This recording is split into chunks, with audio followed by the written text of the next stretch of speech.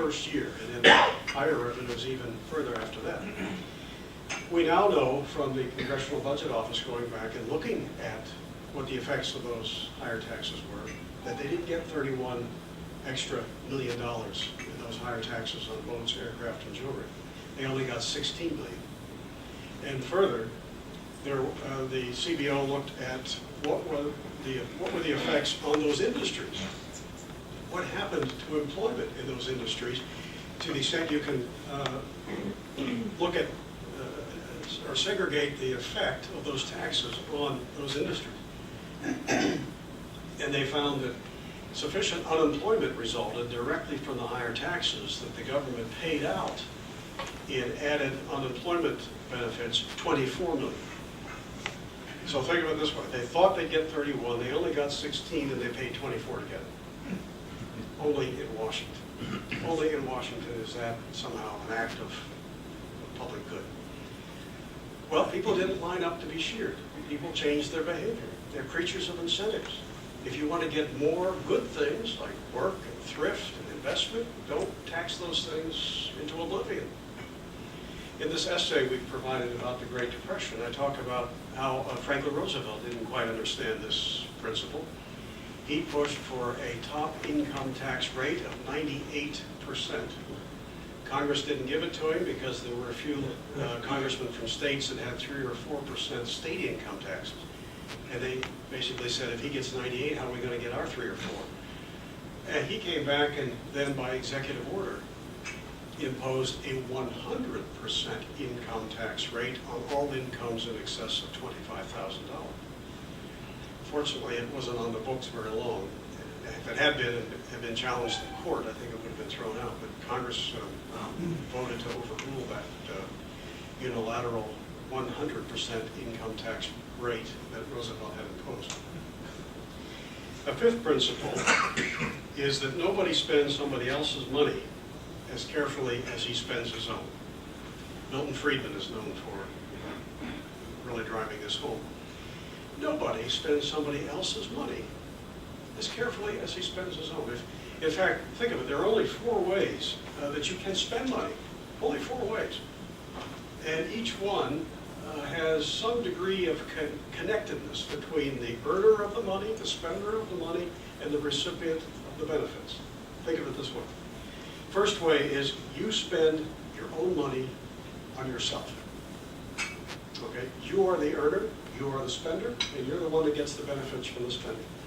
Chances are pretty good that you're going to be careful, that there won't be much waste or abuse because you're the whole picture.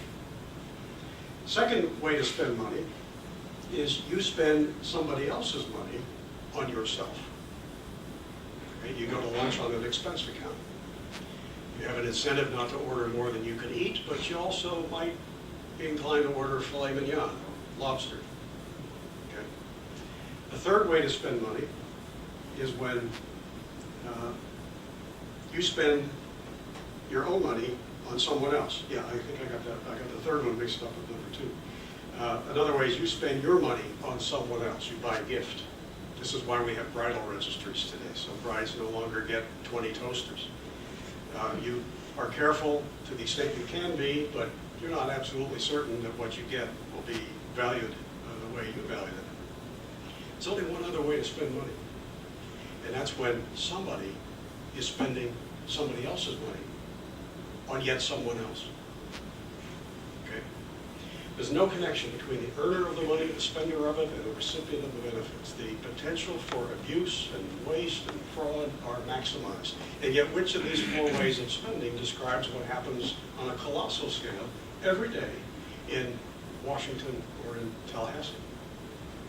This is one of the reasons why our founders, one of many, said about government, keep it small. The incentives are different. The more they have, the more they take, and the more they spend, the more they waste. Well, principle number 6 really gets to government itself, and it has 2 parts to it. First part is that government has nothing to give anybody except what it first takes from somebody. It's not a fountain of free goodies. It comes from somewhere. Somebody pays for it. And the second part is the government that's big enough to give you everything you want is big enough to take away everything you've got. There is a trade-off. These aren't free goodies. Government cannot give anybody anything except what it first takes from someone, and the government that's big enough to give you everything you want is big enough to take away everything you've got. Quickly give you a story that drives this home even more. It goes back to a man named Tom Anderson from Tennessee about a band of wild hogs who lived along a bend of a river in Georgia somewhere. This band of wild hogs was a stubborn and ornery and independent and self-reliant bunch. They had survived floods and freezes and fires and droughts and hunters and dogs. You name it, nobody thought these hogs could ever be captured. The stranger came into town one day, went into the general store, and he said to the storekeeper, "Tell me where I can find the hogs. I have a plan to pen them up." The storekeeper laughed at him and said, "You'll never do that." But he nonetheless gave him some general directions, and off the stranger went with nothing but a few sacks of corn, an axe, and a one-horse wagon.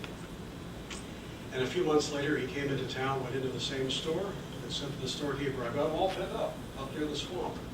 Need some help to bring the hogs out." The storekeeper couldn't believe it. And others came from miles around to hear the story of how the hogs had been captured. And the stranger said, "It was really rather simple. At first I made a clearing at the center of the forest with my axe. And then I put some of the corn at the center of the clearing. And for the first few days, none of the hogs would take any of it, but after a while, the older ones would scamper back out, or the younger ones would scamper out and grab some of the corn and scamper back into the underbrush. And before long, the older ones were coming out, taking it too, each of them figuring if they didn't get their fair share, another one would get it in his place. So they all took the corn regularly. They stopped grubbing for roots and acorns on their own. And he said it was about that time that I started to build a fence around the clearing, a little higher each day. And at the right place, I built a trap door. And at the right moment, I sprung it." And his last line was, "Naturally, they squealed and hollered when they knew I had them. But I can pen any animal on the face of this earth if I can first get him to depend on me for a free handout." A lot of lessons in that story. Last principle, liberty makes all the difference in the world. Liberty makes all the difference in the world. In fact, we've come in America, a country founded on it, to often think of it as a happy circumstance. We all give lip service to it, we're all for it. But when it comes to crunch time, if it comes down to preserving liberty or getting something from the government, we're tempted to go the latter route. And yet at one time in America, it was enough to defeat a bill quite often for someone simply to make a compelling case. It's harmful to our liberties. Doesn't matter what it does for this or that group. It does violence to our liberty. Because Americans understood that life without it is hardly worth living. Folks in North Korea could probably tell us what it's like to live without it. Hardly worth living, I'm sure. So the question in our day is, has liberty come simply something we give lip service to, or is it something Americans are willing to stand up for, sacrifice for, speak on behalf of, teach to their children, blow the whistle on the schools if they do violence to it in the classroom? I don't know. It's a lesson, or it's a question that we're in the process of answering, and the fate of our civilization, I think, depends upon it. I'll leave you with this quick story because it dramatizes how important sometimes it is to talk to folks from other countries to remind us of how important liberty is. And on that 1986 visit to Poland that Francisco mentioned, I spent time with the active underground anti-communist resistance. This is after martial law was declared and before big changes in '89 that liberated the continent. And one evening, my hosts took me to the home of Zbigniew and Sofia Romaszewski, whom I'd not heard of before. And it turned out they had run underground radio for Solidarity in the first 6 months of martial law, from December of '81 to the middle of '82, until they were detected, arrested. He was given 4 years in prison, she was given 3, kept in solitary confinement apart from each other for much of that time. They weren't out of prison, either of them, very long. When I was there in their home,